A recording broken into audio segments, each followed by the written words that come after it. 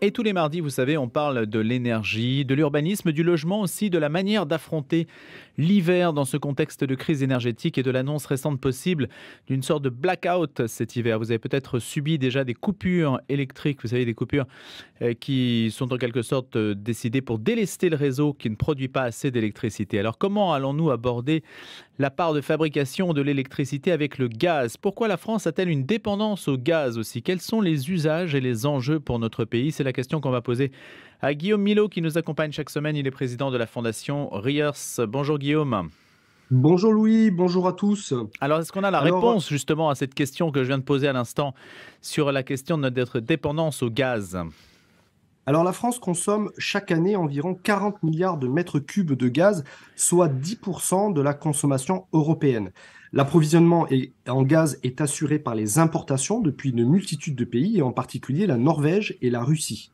En France, le gaz est majoritairement utilisé par le secteur résidentiel pour des usages domestiques, notamment pour subvenir aux besoins de chauffage, mais il est également utilisé pour fabriquer 7% de notre électricité. Alors justement, c'est la question qu'on se pose. Comment cela fonctionne? Pourquoi utilise-t-on du gaz en fait pour produire de l'électricité? Alors, de manière simple, une centrale brûle du gaz pour libérer de la chaleur qui va faire fonctionner des turbines pour produire de l'électricité. Une centrale au gaz émet 2 fois moins de CO2 qu'une centrale à charbon. Le coût de construction est plutôt bon marché et sa durée de fabrication relativement courte. L'avantage essentiel d'une centrale au gaz est sa flexibilité. Elle est capable de produire de l'électricité à pleine puissance en moins d'une heure. Elle répond donc parfaitement aux variations de la demande en électricité et à l'intermittence des énergies renouvelables. C'est la raison pour laquelle l'augmentation des énergies renouvelables entraîne le développement des centrales au gaz. Et les énergies renouvelables, Guillaume, sont-elles donc responsables de l'augmentation des rejets de CO2 en France? Alors, les énergies renouvelables sont intermittentes. Nous devons donc les coupler avec des sources d'énergie pilotables, c'est-à-dire une électricité que l'on peut fabriquer à la demande en fonction du besoin. C'est ce que nous appelons le mix énergétique. Les seules énergies pilotables existantes actuellement proviennent du nucléaire, du charbon et du gaz.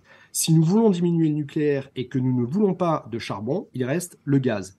Le paradoxe de la France est que le développement des énergies renouvelables et la diminution du nucléaire augmentent les émissions de CO2 en produisant de l'électricité avec du gaz. Quel est le bilan carbone d'une centrale au gaz? En analysant le cycle de vie de sa fabrication à son démantèlement, une centrale au gaz produit 500 grammes de CO2 par kilowattheure d'électricité produite. C'est 2 fois moins qu'une centrale au charbon, mais presque 100 fois plus qu'une centrale nucléaire. Globalement, le bilan d'une centrale au gaz est particulièrement mauvais, tout simplement parce qu'elle utilise de l'énergie fossile pour fonctionner. Quelle serait, Guillaume, la bonne stratégie pour la France selon vous? Alors, il n'existe pas de solution miracle. La volonté politique de diminuer la part du nucléaire en France en augmentant les énergies renouvelables augmente mécaniquement la production d'électricité avec du gaz et donc les émissions de CO2. Le problème de fond est que le débat public sur l'énergie est largement tronqué et les informations morcelées. Il n'y a pas de vision globale. Par exemple, les coupures d'électricité et les possibles blackouts en France cet hiver ne sont pas liés, comme on peut parfois l'entendre, à la crise énergétique issue du conflit ukrainien. Notre production d'électricité est majoritairement d'origine nucléaire et nos problèmes d'approvisionnement sont donc directement liés à un manque d'anticipation de l'entretien de nos centrales. Selon moi, il est impératif de lancer un grand débat sur l'énergie. Nous devons développer la vision d'une politique énergétique pour les 100 prochaines années, comme l'ont fait nos anciens à la sortie de la Deuxième Guerre mondiale. Quelles décisions et orientations devons-nous prendre pour favoriser l'indépendance énergétique de la France, avoir une électricité abondante, bon marché et surtout décarbonée? Merci Guillaume Milot, président de la fondation Riers. À nous les bonnes idées pour l'énergie, le logement, l'urbanisme. Ce sont des questions que nous abordons tous les mardis. C'est à retrouver sur le site internet de la radio.